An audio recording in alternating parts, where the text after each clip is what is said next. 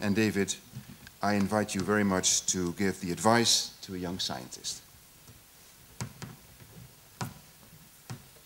Well, thank you. And Professor Hoffman, distinguished colleagues, graduates and guests, it's an honor to be here to address you today on this very important occasion for you. Firstly, I'd like to say congratulations because it's a huge achievement, and I wish you well. But when thinking about what to say as advice to a young scientist I could give today, I realized that many of the important things that I might say to you need to be applied to scientists throughout their career, whatever their age, young or old. And I include myself in this. So preparing for today has been useful to me, and I hope it's also going to be of a little use to you. And from my own experience teaching on master's courses in London, I know that while some of you will go on to pursue careers in scientific research, others will go on to other health-related professions in public health, in government, NGOs or industry. However, all of you in different ways are going to draw on what you've learned about science while studying here in Rotterdam. I'm going to talk to you about some aspects of what I think makes good science, and I think this is equally important for scientists as well as those who use the results of scientific research, or even, as some of you will later on in your careers, commission others to undertake such research. Now, the title Advice to a Young Scientist is in fact the title of a book written in 1973 by the distinguished zoologist and biomedical scientist Peter Medawar. Early in his career, he worked with Alexander Fleming, who I'm sure all of you know was the discoverer of penicillin. He then went on to win the 1960 Nobel Prize in medicine for his work on the underlying mechanisms involved in transplant rejection, leading the way to much improved ways of actually undertaking organ and tissue transplantation. Now, Medawar's advice was written nearly 50 years ago. And some of it, reading it recently, does sound a little old-fashioned. But a lot of the key things are actually equally applicable today with as much force as ever. I want to focus on one of the key issues he raises, the one that we need to bear in mind throughout our careers. This is the issue of deciding what question to research. Medawar wrote, "It can be said with complete confidence that any scientist of any age who wants to make important discoveries must study important problems. It's not enough that a problem should be interesting, because almost any problem is interesting if it is studied in sufficient depth." But what constitutes an important problem for us? For those of us working in public health and epidemiology, one criteria, of course, is burden of disease. However, this alone is not an adequate guide. There are also areas that have been neglected. One really good example of that is mental health, which up until recently, certainly, in virtually all countries, virtually all medical funders, very little money was put into it, despite the fact that it's actually associated with a huge burden of disability worldwide. Other criteria we may use concern studying diseases or conditions that are associated with large-scale socioeconomic inequalities in life chances. Although I have to say here that this is a very challenging area in which to move beyond description to intervention is difficult, although it remains a very important problem. Now, implicit in the research done in our area is, of course, that it may ultimately lead to improvements in human health. But does this mean that one should only focus on research that holds out the immediate prospect of improvements in treatment or prevention? It's true that some people, and I know them in my institution and others, would argue this and spend their lives working on randomized controlled trials of drug treatments or of more complex community-level interventions, and actually think that other things are perhaps not worth investing in. Indeed, research funders are increasingly wanting to be persuaded that the money they invest, often public money, will translate into tangible population health benefits. But the novel ideas for treatments and interventions have to come from somewhere. And so I think there will always be a need for what I think of as more basic or discovery research in population health. Let me give you an example of one area I've worked in. This is the developmental origins of health and disease. And I saw from some of the titles of the master's theses and others that these are things which you indeed have been looking at. This looks at the impact of fetal and early life development on risks of later disease.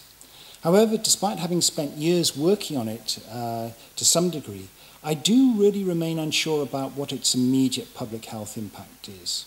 While the evidence is now firmly established that there are, for instance, inverse associations between birth weight and coronary heart disease, is this due to fetal programming, or does it have a genetic component? It's still unresolved.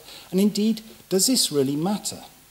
However, this whole area of work has led to a deepening of our understanding of the role of development and life course factors in disease, whose real value in terms of prevention may only become apparent decades from now. So some important questions in epidemiology are, I think, best thought of as basic science. But in our area, there is another very important and sometimes underrated area. This is what Richard Peto refers to as counting. As many of you will know, working initially with Richard Doll, who provided the first robust evidence linking smoking with lung cancer, Peto has spent much of his career undertaking studies of smoking and mortality in countless different countries. But some people ask, why repeat the same thing over and over again? Surely everyone knows that smoking is bad for your health. Now, the reality is that policymakers and politicians find it difficult to be motivated by what has been found in other countries. But we're different here, they say. You may have done that study in another country, but we're different. But present them with results based on their own country, and this has a salience, a force that can help motivate change. Interestingly, large-scale studies of smoking in India, which have just been reported, have revealed for the first time that it's a critical cofactor in the very high mortality from pulmonary tuberculosis found on the Indian subcontinent, something that has never previously come to light in studies in high-income countries. My experience of studying the major health impact of alcohol drinking in Russia underlines this fact. Few people in Russia or elsewhere in the world would ever argue that heavy drinking, particularly binge drinking, is good for your health. And when I say what you're working on, alcohol and health in Russia, they say, haven't you got anything better to do? But studies quantifying the adverse effect of drinking on the health of the Russian population have had an impact precisely because we've actually quantified the size of the problem. And this is an important thing because it's led to improvements at the beginning of alcohol control policies to deal with a country where male life expectancy, largely because of alcohol drinking, is lower than that in Bangladesh. So careful and intelligent analysis and interpretation of geographical and temporal differences in disease rates, the bread and butter of descriptive epidemiology, remains crucial. Doing it well so that it is accessible is also crucial for informing debates on policy and priorities. It should never be regarded as a lower form of activity compared to analytic studies. Now, unfortunately, not all questions that everyone would agree are important are actually answerable, certainly answerable with the tools available to us at any point. In a recent important paper, Jan van den Broek describes the axis of haphazardness. At the one end is the study of genetic effects where conventional confounding is minimal. At the other is the observational study of mortality among vegetarians, which he regards, and I agree, as an almost impossible thing to do if one wants to get reliable results. Vegetarians differ from non-vegetarians in so many different respects beyond their diet, and in a way that it's implausible that however many sophisticated statistical techniques you use, you're going to adequately control for. The exposure of being a vegetarian is not haphazard. Peter Medua was also concerned with this issue, indeed wrote a whole book on it called Science, the Art of the Soluble, which is worth looking at. He makes it clear that this does not mean that we should study easy problems.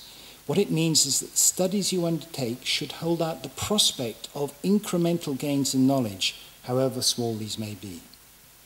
Now, sometimes making a problem tractable or soluble is when new measurement techniques are used, and it's important always to keep your ears to the ground about these. For example, small accelerometers, which may be worn by individuals as they go about their normal lives, stand a chance of actually transforming our understanding of the health effects of exercise, or perhaps the lack of it, in a way that gathering information on physical activity based on questionnaires alone has actually been, in many ways, a blind alley. Now, finally, there is one crucial ingredient to choosing your problem. It must be one that grabs you, that you fall in love with, that has the capacity to obsess you, Scientists need just a modicum of an obsessive trait and passion about their work. I say this partly to the family and friends of the scientists and the graduates here, so that you know, while work, I'm sure, is not everything to them, to a researcher it inevitably takes up some of their attention outside of normal office hours, sometimes a little, sometimes more. Please indulge them, just a little. I hope that what I said may be of little use to you as you embark on the next stages of your careers, but inevitably some of you, in this context at least, may agree with Oscar Wilde, the great English literary figure, who said, "The only thing to do with good advice is to pass it on. It is never of any use to oneself."